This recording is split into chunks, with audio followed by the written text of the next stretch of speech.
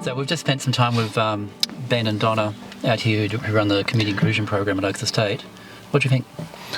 Oh, it's a bit of an eye-opener, meeting Don and Ben and giving us the full in-depth of what they actually do. Yeah, man, it's amazing. As Ben and Donna were explaining, there are really complex needs out here and the situation can change at any time. No, that's right. Obviously, we're dealing with vulnerable people, but to sort of understand the different levels of vulnerability as well.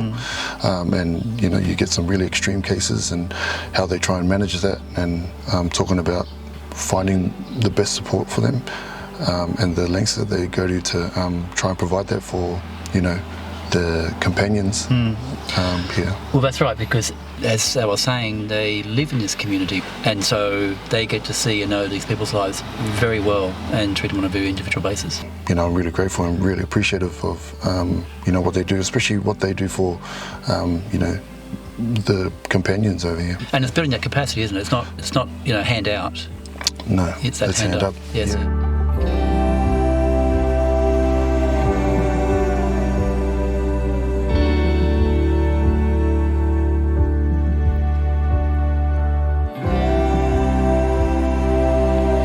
See, we just spent some time with Paul and Katie at the Blue Door. What do you think? No, it's pretty awesome. Being exposed to these sort of areas, because it's sort of nestled and sort of tucked away in its own sort of environment. There, that's right. And to have a chat with Kate and Paul, man, really salt of the earth people, and they just really care about the people here. Paul made an interesting point that they're doing 13,000 meals a year. Yep. Thanks to donations to the community and companies. Throughout. The two places that we've been to so far, the big messages I'm sort of getting is obviously the connection. Paul was saying, the food, that's the handshake, that's the engagement, because that's all about, understanding what it is. And the residents often rely on this nutrition as well. There's a human nutrition, can I put it that way, and also the meal nutrition. And a lot of care goes into those. No, that's right, yeah. They were cooking curry and rice, and I was actually, I was looking at it too, going, oh man, this is actually quite nice. And you can see that engagement, you can see that rapport that they've already established, with the different companions that they have around there. Yes, and he was saying how it treats them with respect and builds them up. Yeah, that's right. Even in that circumstance. No, that's it, and it was just, that value and respect, and having that as a sort of like the forefront of their engagement was choice.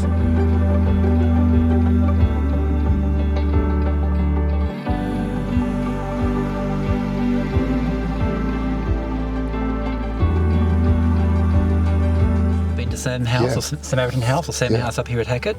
Met Anthony and some of his amazing team. Interesting space, isn't it? Yeah, no, it definitely is. Just to see another layer and another level of care and support that Vinnies do. They all have individual needs. They've done it really tough, these people, and to get off the streets, and this is a place they can get clean, get stable. Just providing that individual support that they sort of need. But also they need about moving out, so the average stay is X days, but then where do they go after that? Yeah, no, that's exactly it. And I think that was something that Anthony was spoken about in terms of how can they best transition them from the Samaritan House. Yeah, because they can't stay here forever. Yeah, no, that's right. And so that's the need in the community, isn't it? 28 days. More places where these people can go and be supported, but more in the community. No, that's it. And one thing we've seen today is that the spectrum of support that you need in the community. No, that's right. It's just, age groups, genders. Yes. Different stages of circumstances. That's right. Yeah. It's just, that's probably the biggest thing that I could my biggest takeaway from this is there's not just one sort of cut-out copy that you can say, well, what is it that you need? There's multiple, sort of different services that we need a lot. That require. Yeah, we need a lot.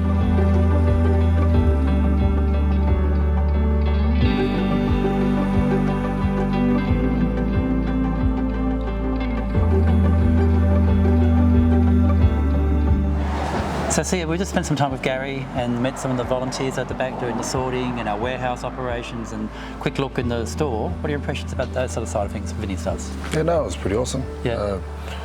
Thankful to Brother Gary for giving us an in-depth tour on, not just here at the shop, but just down at the warehouse. Yeah. Probably reminded me of when I went to Ozpost and I had a look around there and how things sort of just get delivered, sort of get sorted, Yes. and then gets distributed out, and not only. Well, it's the scale of the operation. I think people don't really realise how many millions of items we get every year thanks to the community. No, that's right. And I actually didn't realise how many shops there are. And I think where I was sort of connecting, obviously Vinnies here in Canberra, with us here at the Canberra Raiders, we have similar catchment areas as well. Yeah, right. So that was pretty awesome. Down to on the map there, down to Eden. Because those stores in the retail areas have a big role to play, because they're not just a place for people to buy stuff or donate stuff. It's also they get assistance from those stores as well. No, that's right. Yeah. That was a pretty awesome thing to be educated on, what these actual stores actually really provide for the society, how it sort of goes back into the into the organisation in order for it to flourish again. Well, that's right. It's almost like a virtual circle. Yeah. The people donate. Their goodwill becomes goods, which become sold to the fund a new lease of life, not ending up with a tip, and then the revenue we get from that can do the good work we do back in the community. It's a pretty awesome cycle. Yeah.